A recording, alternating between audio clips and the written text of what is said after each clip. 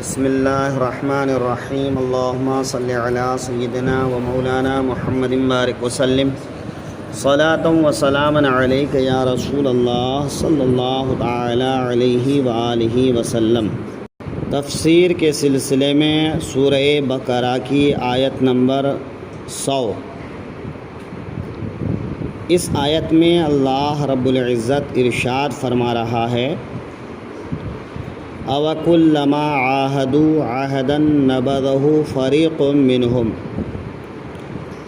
اور کیا جب کبھی کوئی عہد کرتے ہیں ان میں کا ایک فریق اسے پھینک دیتا ہے۔ بل اکثرهم لا یؤمنون، بلکہ ان میں بہتروں کو ایمان نہیں۔ اس آیت کے شان نزول کے سلسلے میں مفسرین فرماتے ہیں کہ یہ آیت مالک ابن سیف یہودی کے جواب میں نازل ہوئی کہ جب حضور سید عالم صلی اللہ علیہ وسلم نے یہود کو اللہ تعالیٰ کے وہ عہد یاد دلائے جو حضور پر ایمان لانے کے متعلق کیے تھے، تو ابن سیف نے عہد ہی کا انکار کر دیا۔ یا تو یہاں پر مراد وہ وعدہ، وہ معاہدہ ہے جو اللہ تعالیٰ نے یہودیوں سے، بنی اسرائیلیوں سے توریت میں لیا تھا کہ تم توریت کے احکام پر عمل کرو گے، اور جب میرا آخری رسول دنیا میں آئے تو اس رسول پر ایمان لے آؤ گے۔ تو اس وقت جو ہے سبوں نے اس بات کا اقرار کیا، لیکن جب حضور تشریف لے آئے تو وہ حسد کی وجہ سے حضور پر ایمان لانے سے مکر گئے اور طرح طرح کے حیلے بہانے کرنے لگے، یہاں تک کہ یہ کہنے لگے کہ ہم نے کوئی معاہدہ نہیں کیا تھا، کوئی عہد نہیں کیا تھا، ہم سے کوئی میثاق نہیں لیا گیا تھا۔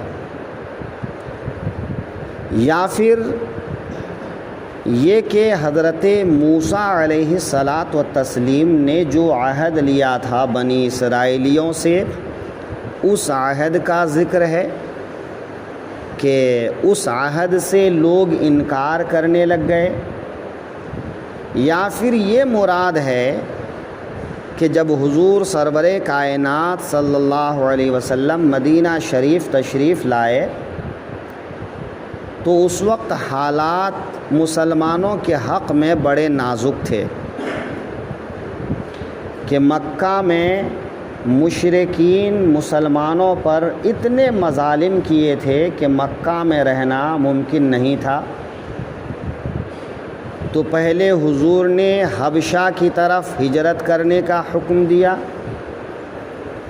پھر جب حضور کو مدینہ ہجرت کرنے کا حکم ملا تو حضور مدینہ تشریف لے آئے۔ مدینہ میں حضور صلی اللہ علیہ وسلم پر بہت سے لوگ ایمان لا چکے تھے، لیکن بہت سے دشمن بھی موجود تھے مدینہ کے اندر، مشرکین۔ اور مشرکین کے علاوہ مدینہ اور اس کے آس پاس میں بنو قریظہ، بنو نذیر یہودیوں کے قبائل آباد تھے، اور حضور کو اس بات کا اندیشہ تھا کہ یہ مکہ والے اتنے زیادہ دشمنی پر اتر آئے ہیں کہ گرچہ ہم نے مکہ چھوڑ دیا ہے لیکن یہ سکون سے نہیں بیٹھیں گے، یہ کچھ نہ کچھ سازش ضرور کریں گے اور مسلمانوں کو مدینے میں بھی تکلیف پہنچانے کی کوئی کوشش ضرور کریں گے۔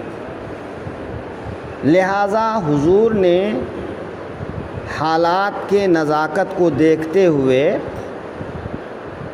یہ سمجھا کہ سب کو دشمن بنا کے رکھنا مناسب نہیں ہے۔ حالات کا تقاضا یہ ہے کہ مدینے کے اندر جو یہود کے قبائل آباد ہیں ان کے ساتھ میں معاہدہ کر لیا جائے کہ یا تو تم ہمارے خلاف ہمارے دشمنوں کے ساتھ میں جنگ نہیں کرو گے، ہمارے ساتھ کسی طرح سے بدعہدی نہیں کرو گے، یعنی ہمارے دشمن کا ساتھ نہیں دو گے، اور یہ بھی نہیں تو کم سے کم تم لوگ نیوٹرل رہو گے، غیر جانبدار رہو گے۔ بھی ہمارا معاملہ مکے والوں کے ساتھ ہے، اگر وہ مکے والے یہاں تک آتے ہیں تو ہم ان کے ساتھ اپنا معاملہ حل کریں گے، لیکن تم لوگ بیچ میں نہیں آؤ گے۔ تو یہودیوں سے حضور کا اس طرح کا معاہدہ ہو گیا۔ یہ ایک امن معاہدہ تھا کہ تم بھی امن و سکون کے ساتھ رہو، ہم بھی امن و سکون کے ساتھ رہیں گے، تم ہماری مخالفت نہ کرو اور ہم تمہاری مخالفت نہیں کریں گے۔ ہم کو دین کی تبلیغ کرنا ہے، ہم دین کی تبلیغ کریں گے، جس کو پسند ہوگا وہ دین میں داخل ہوگا اور جس کو پسند نہیں ہوگا وہ دین میں داخل نہیں ہوگا، ہے نا۔ ہم کسی کو زور زبردستی مسلمان ہونے کے لیے نہیں کہتے ہیں، ہم تو اسلام کی خوبیاں بیان کرتے ہیں، جو ان خوبیوں کو دیکھ کر آنا چاہے ان کے لیے استقبال ہے، خیر مقدم ہے، اور نہ آئے تو ہم اس کے پیچھے بھی نہیں پڑتے ہیں۔ تو یہودیوں کے ساتھ اس طرح کا معاہدہ ہو گیا، لیکن یہودی اندرونی طور پر اس معاہدے کی خلاف ورزی کرنے لگ گئے کہ یہاں حضور کے محفل میں جو باتیں ہوتی تھیں ان باتوں کو مکے والوں تک پہنچا دیتے تھے اور مکے والوں کو بھڑکاتے رہتے تھے کہ تم ان کے ساتھ حملہ کرنے کے لیے، مقابلہ کرنے کے لیے آؤ تو ہم تمہارا ساتھ دیں گے۔ ان لوگوں نے بدعہدی کی، تو جب یہودیوں نے بدعہدی کی تو حضور صلی اللہ علیہ وسلم نے مالک بن سیف یہودی کو وہ عہد یاد دلایا کہ تمہارے ساتھ ہمارا معاہدہ ہے کہ تم ہمارے دشمنوں کا ساتھ نہیں دو گے، ہمارے خلاف کوئی سازش نہیں کرو گے، لیکن تم لوگ معاہدے پر قائم نہیں رہتے ہو۔ تو اس نے انکار کر دیا کہ ہم نے کوئی معاہدہ نہیں کیا ہے۔ تو تینوں قول مفسرین نے بیان کیا ہے کہ یا تو توریت کا معاہدہ، یا حضرت موسیٰ سے کیا ہوا معاہدہ، یا حضور کے ساتھ میں کیا ہوا معاہدہ، ہے نا۔ اب اللہ تعالیٰ فرما رہا ہے کہ جب کوئی معاہدہ کرتے ہو تو ان میں کا ایک فریق کے معنی گروہ، جماعت، کہ چھوٹی سی جماعت کو بھی فریق کہتے ہیں اور بیشتر لوگوں کو بھی جماعت کہتے ہیں، لیکن یہاں پر مراد فریق سے جماعت ہے۔ تو کسی کو یہ شبہ ہو سکتا تھا کہ یہ بدعہدی کرنے والے لوگ بہت تھوڑے تھے، تو اللہ تعالیٰ نے اس شبہ کو واضح کر دیا کہ یہ بدعہدی کرنے والے لوگ تھوڑے نہیں بلکہ زیادہ تھے، اور اپنے عہد کا پاس لحاظ کرنے والے لوگ کم تھے، ہے نا۔ یا ایمان لانے والے لوگ کم تھے اور انکار کرنے والے لوگ زیادہ تھے، ہے نا۔ جیسا کہ حضرت عبداللہ بن سلام وغیرہ ایمان لے آئے تھے، تو کچھ لوگ ایمان لے آئے لیکن زیادہ تر لوگ ایمان لانے سے پھر گئے۔ بل اکثرهم لا یؤمنون۔ اچھا، دوسری بات یہ کہ ایسا نہیں کہ وہ جان بوجھ کے کہ بھئی ہم غلط کر رہے ہیں، کہ ہم وعدہ خلافی کر کے غلط کر رہے ہیں، انہیں غلطی کا احساس ہے لیکن غلطی کر رہے ہیں۔ کبھی ایسا ہوتا ہے نا کہ انسان کو غلطی کا احساس ہو پھر وہ غلطی کر رہا ہو، لیکن کبھی کبھی کیا ہوتا ہے کہ آدمی کو احساس ہی نہیں بلکہ وہ جھٹلا ہی دیتے ہیں، اس کا انکار ہی کر دیتے ہیں۔ تو یہ فریق جو معاہدے کو پیٹھ پیچھے پھینکنے والے تھے، وہ لوگ بالکل اس پر ایمان ہی نہیں رکھتے تھے، یقین ہی نہیں رکھتے تھے۔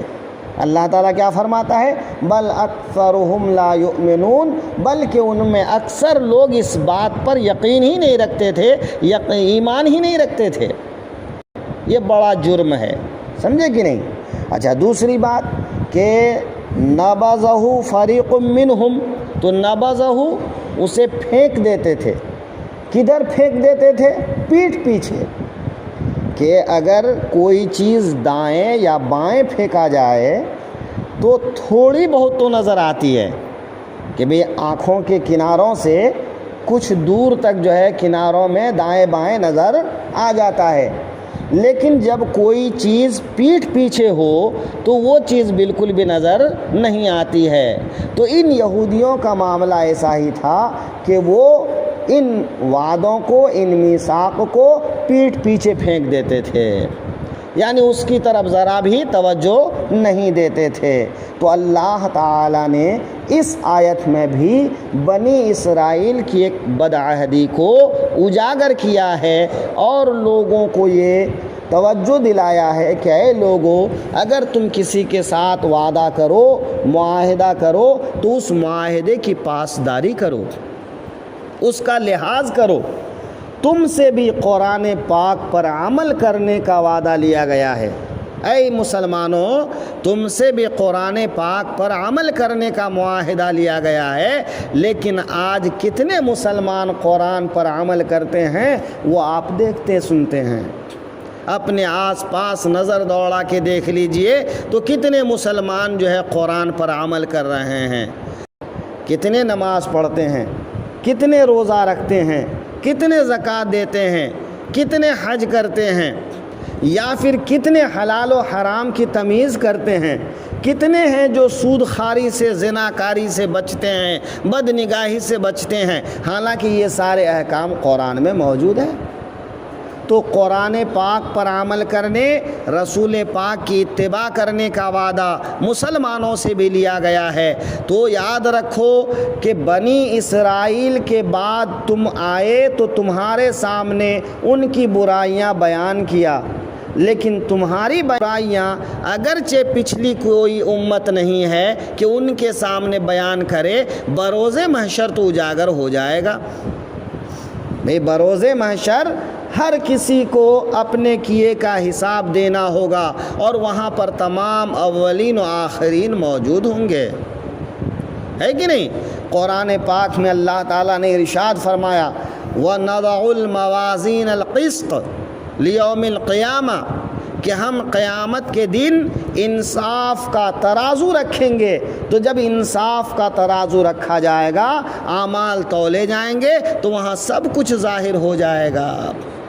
تو یہ نہ سوچو کہ بنی اسرائیل کی برائیاں ہم تک پہنچی ہیں لیکن ہماری برائیاں کسی تک نہیں پہنچے گی۔ یاد رکھنا کہ دنیا میں اگرچہ کسی کے سامنے نہیں پہنچے گی، لیکن آخرت کے دن سب کچھ اجاگر ہو جائے گا۔ لہٰذا اس دن کی شرمندگی سے ڈرو، اس دن کی ندامت سے ڈرو۔